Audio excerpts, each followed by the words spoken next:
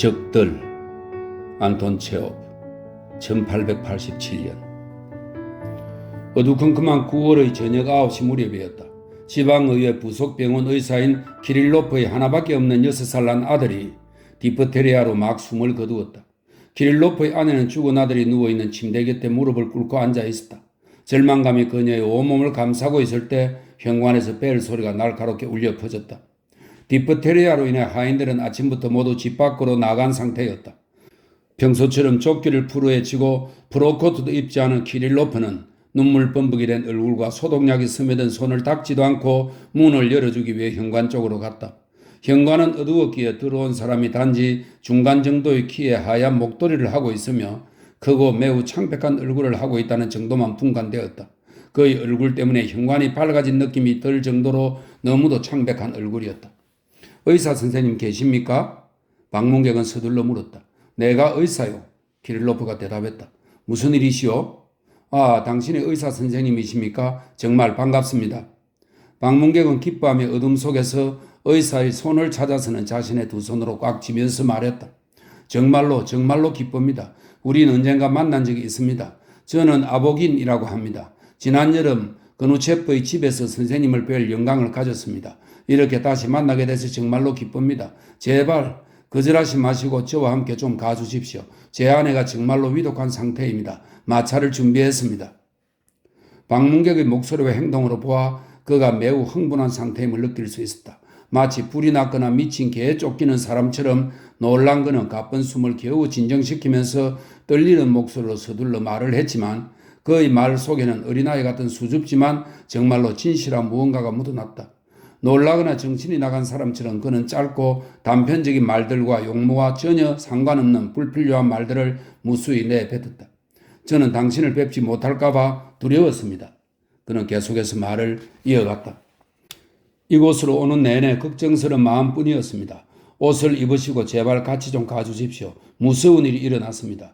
당신도 아는 알렉산드로 셰메노비치 파피친스키가 저희 집을 방문했습니다. 우리는 같이 이야기도 하고 앉아서 차도 마셨습니다. 그런데 갑자기 아내가 비명을 지르며 가슴을 움켜잡더니 의자에서 쓰러졌습니다. 아내를 침대로 옮기고 암모니아와 알코올 소음으로 관자놀이를 닦기도 하고 물을 뿌려보기도 했지만 죽은 사람처럼 누워 있습니다. 혹시 동맥류가 아닌가 걱정됩니다. 같이 좀 가주십시오. 장인어른도 동맥류로 돌아가셨습니다. 키릴로프는 마치 러시아어를 이해하지 못하는 사람처럼 듣고 있었고 아무 말도 하지 않았다. 아보긴이 다시 파프친스키와 아내의 아버지 이야기를 하고 다시금 어둠 속에서 의사의 손을 찾기 시작했을 때 의사는 고개를 가로저으며 무심하게 한마디 뱉어냈다. 미안합니다. 저는 갈 수 없습니다. 5분 전에 제 아들이 죽었습니다. 정말입니까? 아보긴이 뒷걸음치면서 나지막이 말했다. 아, 이럴 수가. 제가 정말 좋지 않을 때 왔군요. 놀랄 만큼 불행할 날이군요. 놀랄 만큼. 마치 일부러 그런 것처럼 어떻게 이렇게 일이 겹칠 수가 있단 말입니까? 아보기는 문의 손잡이를 잡고서는 주저하듯 고개를 떨어뜨렸다. 그는 그냥 가야 할지 아니면 의사에게 계속 부탁해야 할지를 몰라서 망설이고 있는 것 같았다. 잠시만요. 그는 키릴로프의 옷자락을 잡으면서 열정적으로 말했다. 저는 당신의 상황을 너무도 잘 이해합니다. 신께 맹세컨대 이런 상황에서 제가 당신의 배려를 구한다는 게 얼마나 무례한 일인지 잘 알고 있습니다. 그래도 어떻게 하겠습니까? 제가 누구에게 갈 수 있단 말입니까? 당신을 제외하곤 이곳에 의사는 아무도 없지 않습니까? 제발 같이 가주십시오. 제 자신을 위해 부탁하는 게 아닙니다. 제가 아픈 게 아닙니다. 침묵이 흘렀다. 키릴로프는 아보기네에서 등을 돌리고 잠시 서 있다가 현관에서 응접실로 천천히 걸어갔다. 그 순간과 전혀 어울리지 않는 기계적인 걸음걸이로 응접실로 가서 불 꺼진 램프의 비뚤어진 갓을 바로잡고 탁자배에 놓인 두꺼운 책을 바라보고 있는 그는 그 순간 어떠한 계획도 어떠한 희망도 어떠한 생각도 하지 않고 있는 것처럼 보였고 심지어 그의 집 현관에 낯선 사람이 서 있다는 사실조차 기억하고 있지 못하는 듯 했다. 응접실의 어둠과 정적은 그를 더욱 멍한 상태로 만드는 듯 했다. 응접실에서 나와 서재로 가면서 그는 오른발을 필요 이상으로 높이 들면서 손을 더듬어 문기둥을 찾았다. 그 순간 그의 몸에 마치 낯선 집에 들어올 때나 태어나서 처음으로 술을 먹고 취해 느껴지는 어떤 부자연스러움이 스며든 것 같았다. 서재의 한쪽 벽의 책장으로 넓은 한 줄기 빛이 비쳤다. 불쾌하고 답답한 페놀과 에테르 같은 소독약 냄새와 함께 그 빛은 서재에서 침실로 통하는 약간 열려진 문 틈새에서 새어나왔다.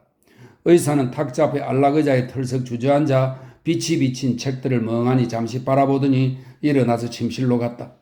그곳 침실에는 죽음 같은 고요가 지배하고 있었다. 침실에 있는 모든 것은 지극히 사소한 것까지도 방금 전에 일어난 폭풍같이 힘들었던 일들과 피로함에 관해 상세하게 이야기해주고 난 뒤 휴식을 취하고 있는 듯 보였다. 등받이 없는 의자 위의 약병, 상자, 빈 병들 사이에는 촛불이 켜져 있었고 서랍장의 커다란 램프는 방 전체를 환히 비추고 있었다. 창문 근처의 침대 위에는 놀란 표정을 하고 있는 어린아이가 눈을 뜬 채로 누워 있었다. 아이는 움직이지 않았지만 그의 눈동자는 시시각각 점점 더 어두워지고 두개골 내부로 함몰되고 있는 것 같았다. 아이의 몸 위에 팔을 얹고 침대 시트에 얼굴을 파묻은 채 어머니는 침대 앞에 무릎을 꿇고 있었다. 아이와 마찬가지로 어머니는 조금도 움직이지 않았지만 그녀의 몸과 손의 아주 미세한 움직임 속에서 살아있는 사람의 움직임이 감지되었다. 그녀는 마치 자신의 지친 몸을 위해 겨우 찾아낸 평안하고 편안한 자세가 무너질까 두려워하는 것처럼 온 힘과 열정을 다해 필사적으로 침대에 매달려 있었다. 담요, 걸레, 때야, 마루 위에 고인 물, 여기저기 널브러져 있는 솔과 숟가락들, 석회수가 들어있는 약병, 그리고 숨막히게 답답한 공기. 이 모든 것이 순간적으로 얼어붙어 방 안을 끝없는 정적 속으로 빠져들게 하고 있는 것 같았다. 의사는 손을 바지 주머니에 집어넣은 채 아내 곁에 서서 고개를 비스듬히 기울이고 아들을 바라보았다. 그의 얼굴은 냉담해 보였는데 턱수염을 적신 눈물 방울이 아니었다면 그가 방금까지도 울었다는 사실을 알 수 없었을 것이다. 죽음에 관해 이야기할 때 사람들이 일반적으로 생각하는 그런 혐오스러운 공포감은 그 침실에는 존재하지 않았다. 집안 전체에 흐르는 무거운 분위기와 어머니의 자세 그리고 의사의 얼굴에 나타나는 냉담함 속에는 사람의 마음을 끌어당기고 감동을 주는 무언가가 있는 듯 했다. 그것은 배워서 쉽게 이해하거나 묘사할 수 있는 것이 아닌 오직 음악으로만 전달할 수 있는 섬세하고 아주 미묘하게 포착되는 인간의 슬픔에서 나오는 아름다움이었다. 그 아름다움은 엄울한 정적 속에서도 느껴졌다. 키릴로프와 그의 아내는 아들을 잃었다는 고통 외에도 자신들이 처한 상황의 감정 자체를 인정이라도 하는 듯 아무런 말도 없었고 더 이상 울지도 않았다. 이미 아이와 함께 그들의 젊음은 예전에 지나가 버렸고 이제 그들에게는 더 이상 아이를 가질 수 있다는 가능성이 영원히 사라지고 만 것이었다.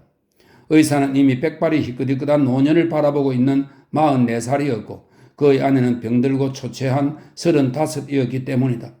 안드레이는 그들의 유일한 아들이었을 뿐만 아니라 마지막 아들이었다.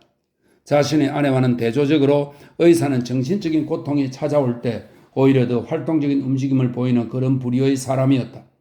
아내 곁에서 약 5분쯤 서 있던 그는 오른발을 높이 들고 걸으면서 침실에서 나왔다.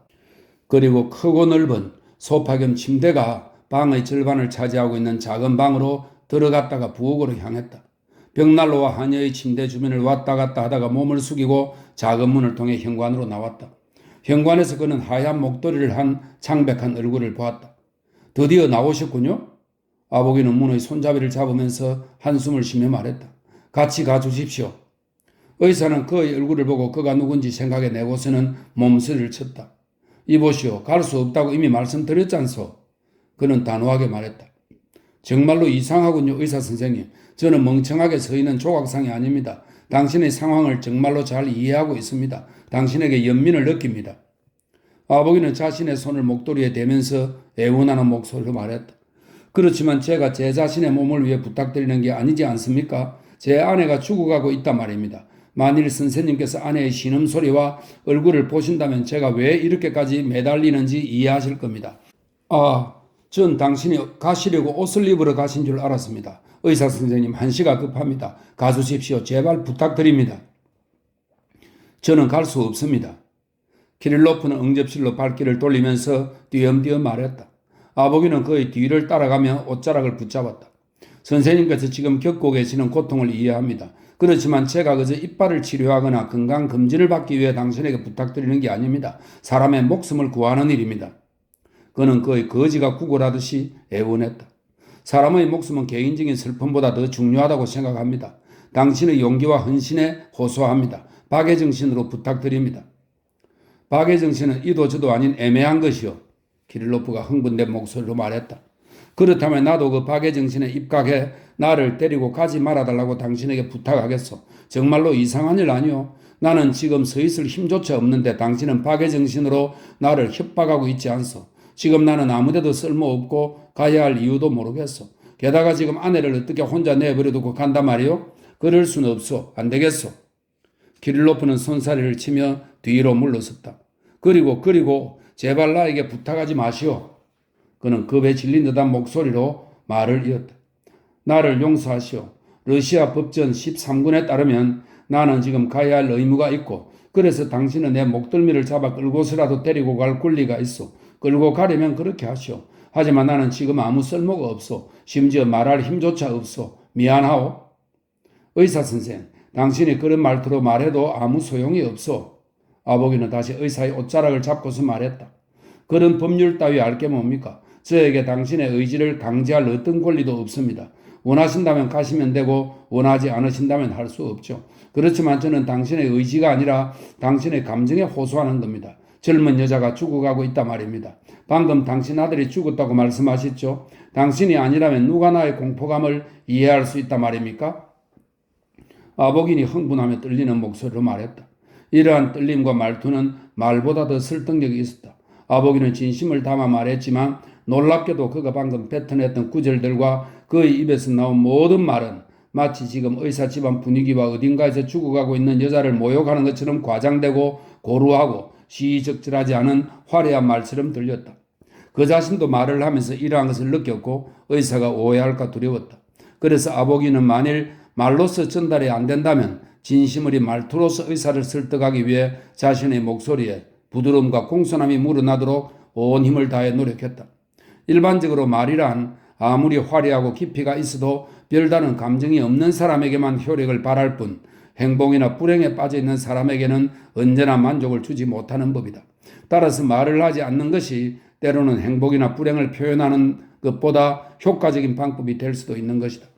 사랑하는 사람들은 말을 하지 않을 때 오히려 서로를 더 잘 이해하기도 하고 장례식 때 낭독되는 열정적이며 애정어린 조사는 단지 제3자에게만 감동을 줄 뿐 죽은 사람의 부인과 아이들에게는 아무 반응도 얻지 못하는 무용지물이 되기도 한다.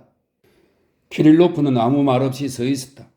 아보긴이 의사의 고상한 사명, 자기 헌신 등에 관한 말들을 다시 뱉어내기 시작하자 의사는 힘없이 그에게 물었다. 거리가 얼마나 돼요? 13사 베르스타 정도는 됩니다.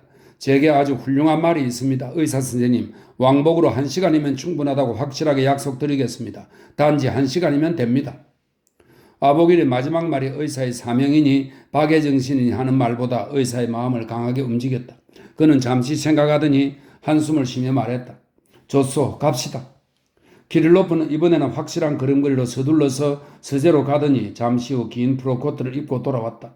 기뻐서 어쩔 줄 모르는 아보기는 의사 곁에서 종종 걸음으로 왔다 갔다 하면서 그가 외투를 입는 것을 도와주었고 그와 함께 집을 나왔다. 집 앞마당은 어두웠지만 현관보다는 밝았다. 어둠 속에서 길고 좁게 자란 턱수염, 매부리 코, 구부정하게 키가 큰 의사의 모습이 선명하게 드러났다. 창백한 얼굴 외에 드러난 아보긴의 모습에서 커다란 머리에 정수리를 겨우 덮을 만한 작은 학생모가 보였다. 하얀 목도리는 앞에서만 보이고 뒤쪽은 긴 머리에 덮여 있었다. 믿어주십시오. 저는 당신의 관대함을 고귀하게 간직하겠습니다. 아보기는 의사가 마차에 오르는 것을 도와주면서 웅얼거렸다. 빨리 도착할 겁니다. 이봐 루카, 가능한 빨리 좀 가주게 어서. 마부는 서둘러 출발했다. 처음에는 병원의 마당을 따라 서 있는 볼품없는 건물들이 보였다. 사방은 어두웠고 단지 마당 안쪽에 깊숙한 곳의 창문에서 나온 선명한 불빛이 집 앞 작은 정원을 비추고 있었다. 그래서 바로 위층 병동에 붙어있는 세 개의 창문은 더 창백해 보였다.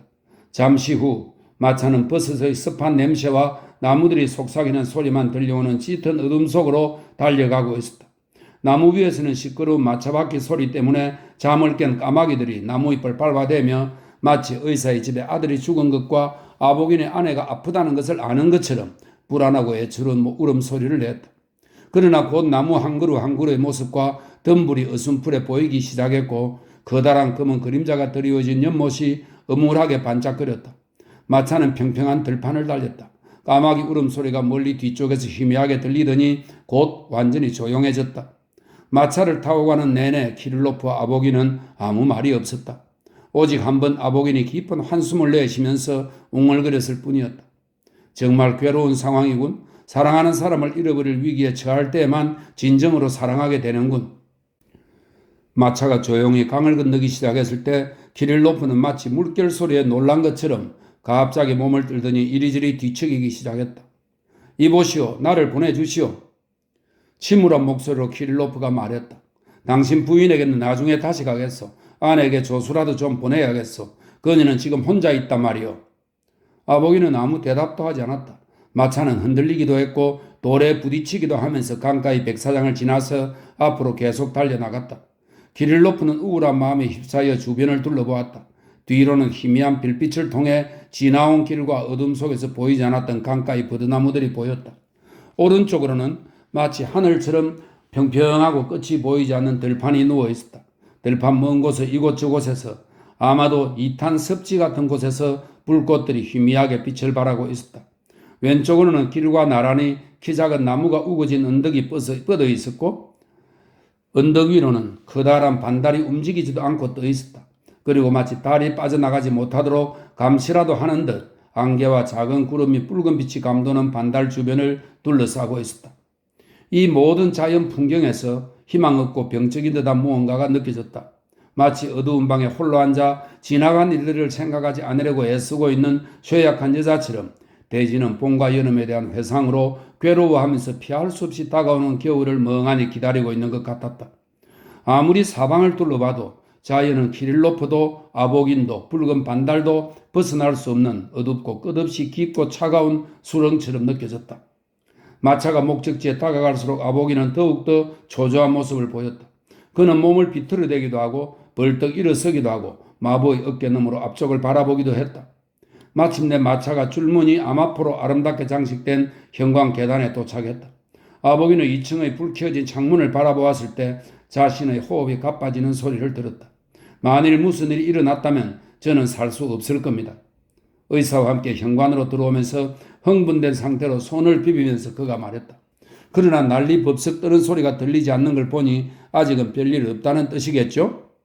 집안의 맴도는 정적을 느끼면서 그가 덧붙여 말했다.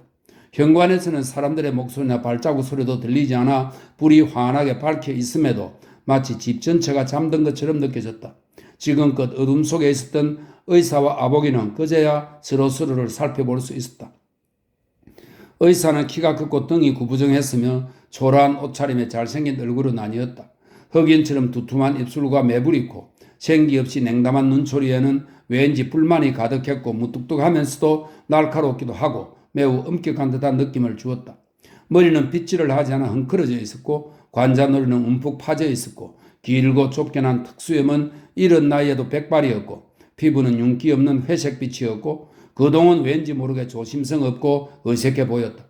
전체적으로 느껴지는 의사의 냉담한 모습은 그가 가난과 불행을 뼈저리게 체험했으며 삶과 사람들에 의해 많은 괴로움을 당했을 거라는 생각이 들게 했다. 이러한 냉담한 모습 때문에 그에게 아내가 있다는 사실과 아들 때문에 눈물을 흘렸다는 사실이 믿기지 않았다. 아보기는 무언가 다른 느낌을 풍겼다. 아보기는 건장하고 당당한 체격의 금발이었고 머리가 크긴 했지만 얼굴의 윤곽선은 부드럽고 최신 유행을 따르는 말쑥한 옷차림을 하고 있었다. 그의 당당한 태도, 단정하게 단추를 채운 프로코트, 말갈기처럼 긴 머리와 얼굴에서 무언가 품위 있고 사자 같은 위엄을 느낄 수 있었다. 그는 고개를 똑바로 들고 가슴을 앞으로 펴고 걸었으며 듣기 좋은 바리톤 같은 목소리로 말했으며 목도리를 풀거나 머리카락을 매만질 때는 섬세하면서도 거의 여자와 같은 우아함이 묻어났다. 심지어 옷을 벗으면서 2층으로 통하는 계단을 바라보면서 보인 창백함과 어린아이와 같은 공포심도 그의 당당한 태도를 훼손시키지 못했으며 그의 모습 전체에서 느껴지는 흡족함, 건강함, 자신감을 축소시키지 못했다. 아무도 없고 아무 소리도 들리지 않는군요. 계단을 올라가면서 아보긴이 말했다. 소동도 없는 것 같고 아직까지는 다행인 것 같습니다. 그는 현관을 지나 검은색 피아노가 흐릿하게 보이고 하얀 천으로 덮여있는 상들리에가 있는 응접실로 의사를 데리고 갔다. 그리고 두 사람은 장밋빛깔 같은 어두움이 안락함을 느끼게 해주는 작고 매우 쾌적하고 아름다운 객실로 들어갔다. 여기 앉으십시오, 의사 선생님. 아보긴이 말했다. 잠시만 기다려 주십시오. 제가 가서 살펴보고 선생님이 오신 걸 알리겠습니다. 키릴로프는 혼자 남게 되었다. 객실의 화려함도 안락함을 느끼게 하는 어두움도 낯설고 알지 못하는 사람의 집에 올 때 느끼게 되는 설렘도 분명 그에게 아무런 감흥도 주지 못했다. 그는 안락의자에 앉아 소독약이 묻어있는 자신의 손을 바라보았다.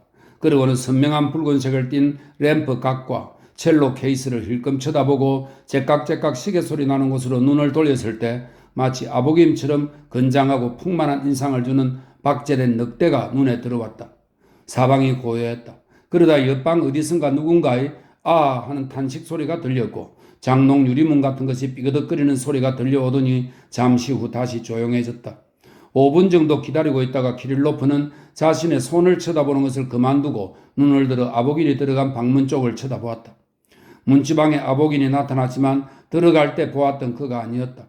그의 몸에서 느껴졌던 풍만함과 섬세한 세련미는 사라져버렸고 그의 얼굴, 손, 몸짓은 공포로 인한 혐오스러운 표정도 아니고 육체적 질병으로 인한 고통스러운 표정도 아닌 그 무엇으로 일그러져 있었다.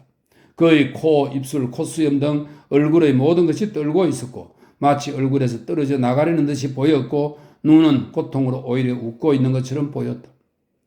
아보기는 힘겹게 한 걸음 한 걸음 걸어서 객실 가운데로 와서는 고개를 떨어뜨리고 깊은 탄식을 하면서 두 주먹을 불끈 쥐었다. 그년이 속였어. 속였어 이라는 단어를 강하게 발음하면서 그가 소리쳤다. 속였다고요. 떠났어요. 아프다고 해놓고 의사 선생을 불러달라고 나를 보내놓고서 그 광대 같은 파프친스키와 도망갔다고요. 어떻게 이런 일이? 아보기는 의사 쪽으로 힘겹게 발걸음을 옮기고서는 하얗고 부드러운 두 주먹을 흔들어대면서 계속 탄식을 쏟아냈다. 떠나버렸어요. 속였다고요. 대체 왜 이런 거짓말을? 어떻게 이런 일이? 어떻게? 대체 왜 이런 더럽고 야비한 속임수를 쓰고 악마같이 비열한 짓을 벌였단 말입니까? 내가 무슨 잘못을 했단 말입니까? 떠나버렸다고요. 그의 눈에서 눈물이 흘러내렸다. 그는 한 발로 돌아서서 객실을 서성이기 시작했다. 짧은 프로코트, 몸통과 어울리지 않은 가는 다리가 드러나 보이는 유행을 따라 입은 통좁은 바지와 커다란 머리와 긴 머리카락으로 그가 사자와 정말 닮았다는 생각이 다시 들었다. 냉담한 의사의 얼굴이 호기심으로 빛나기 시작했다. 그래, 환자는 어디 있어? 그가 질문했다. 환자? 환자라고요?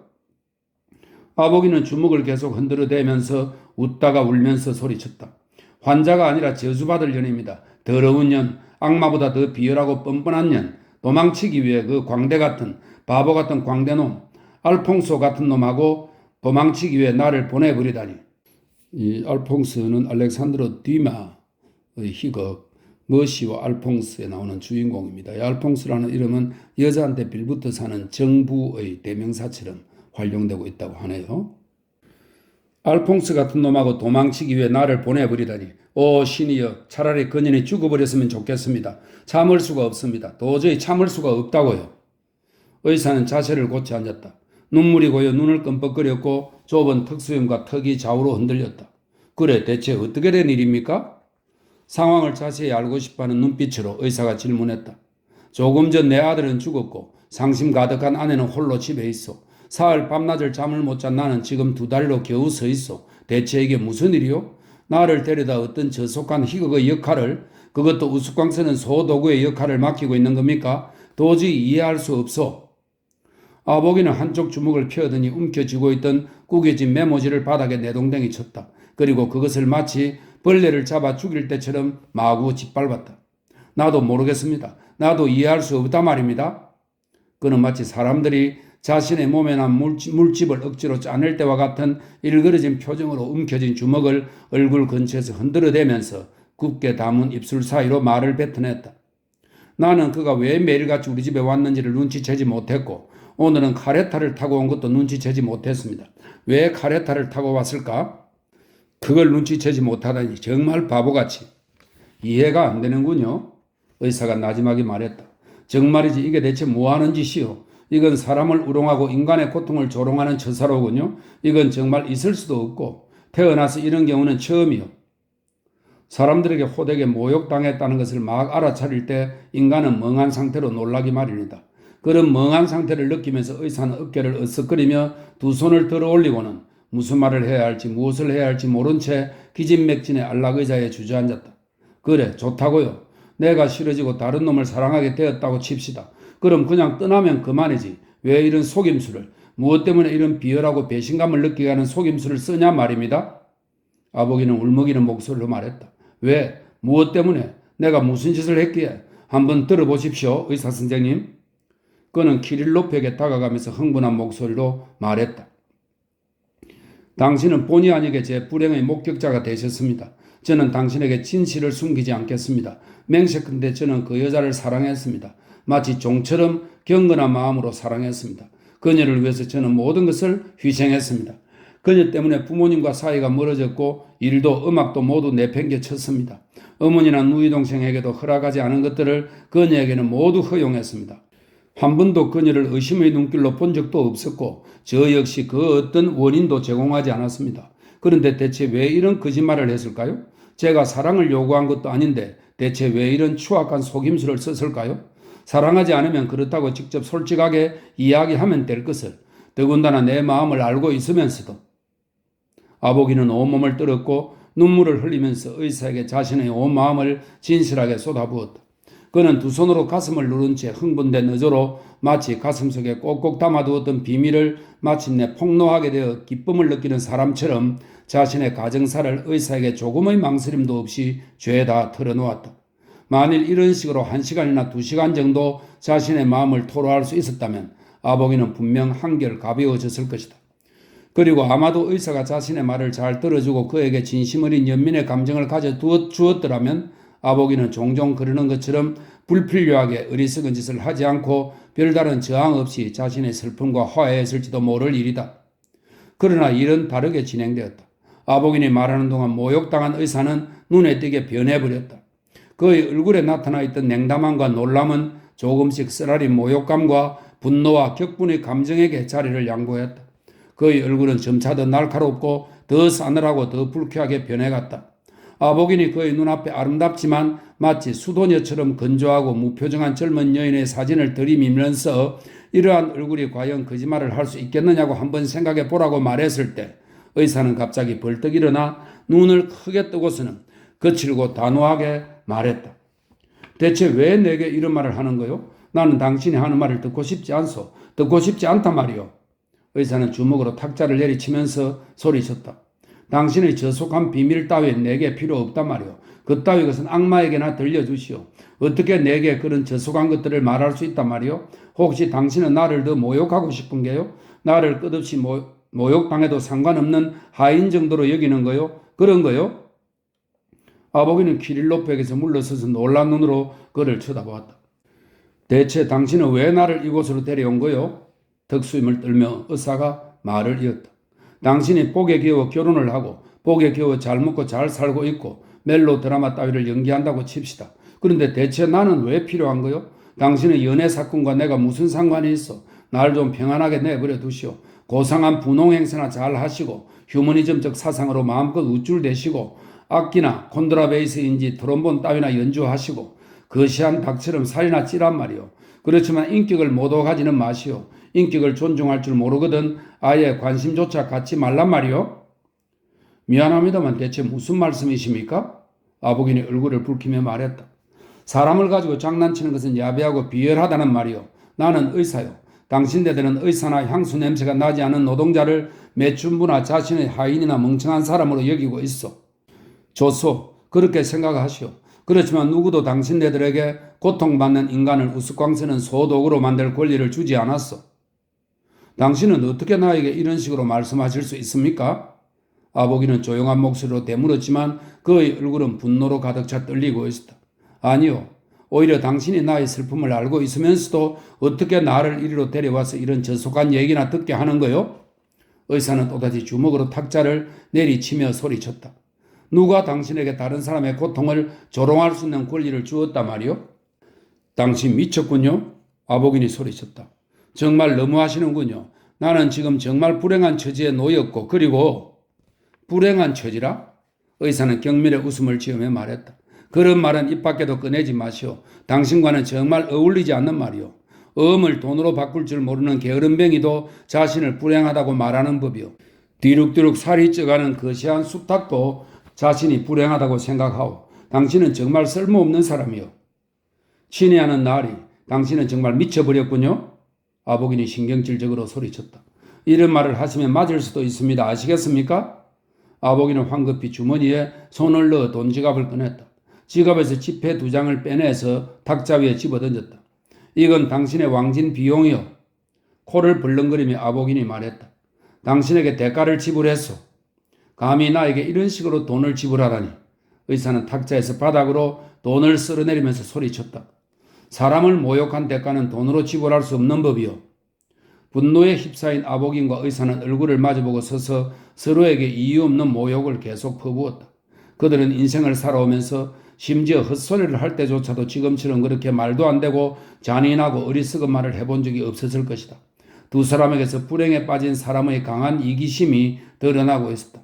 불행에 빠진 사람은 이기적이 되고 악하게 되고 불공평해지고 잔인해지고 어리석은 사람보다 더 서로를 이해할 줄 모르게 된다. 불행은 사람을 화합시키지 못하고 분리시킨다. 심지어 똑같은 슬픔을 당해 서로 결속할 것 같은 사람들도 비교적 만족한 삶을 사는 사람보다 더 불공평하고 잔인하게 된다. 나를 집으로 보내주시오. 의사가 숨을 헐떡거리며 소리쳤다. 아보기는 신경질적으로 배를 눌렀다. 그의 부름에 아무도 나타나지 않았다. 아보기는 다시 배를 누르고 나서 분을 이기지 못하겠다는 듯 종을 바닥에 집어던졌다. 둔탁한 소리를 내면서 양탄자 바닥에 던져진 종에서 마치 죽음을 목전에 둔 사람에게서 들을 수 있는 애절한 신음소리 같은 것이 들렸다. 대체 어디에 숨어있다 이제 오는 거야 이 빌어먹을 놈아. 주인은 주먹을 움켜쥐고 화인에게 달려들었다. 어디에 있었어? 어서 가서 이분에게 마차를 내어주고 내가 탈 카레타를 준비시켜. 잠시 기다려봐. 화인이 나가려고 할 때 아보긴이 소리쳤다. 내일 내 집에 한 명의 배신자도 남아있지 못하게 할 거야. 모두 꺼져버려. 새로운 놈들을 고용할 거야 이 더러운 놈들. 마차를 기다리면서 아보긴과 의사는 침묵했다. 아보긴은 서서히 이전의 풍만함과 섬시한 우아함을 갖춘 모습으로 돌아왔다. 그는 우아하게 고개를 끄덕거리면서 객실을 왔다 갔다 했다. 분명 무언가를 계획하고 있는 듯 보였다. 분노는 아직 가라앉지 않았지만 그는 자신의 적에게 그런 모습을 보여주지 않으려고 노력하고 있는 듯 보였다. 의사 역시 서 있었는데 그는 한 손으로 탁자 끝을 잡고 약간은 냉소적이며 불쾌한 감정을 가지고 깊은 경멸의 눈초리로 아보긴을 쳐다보았다.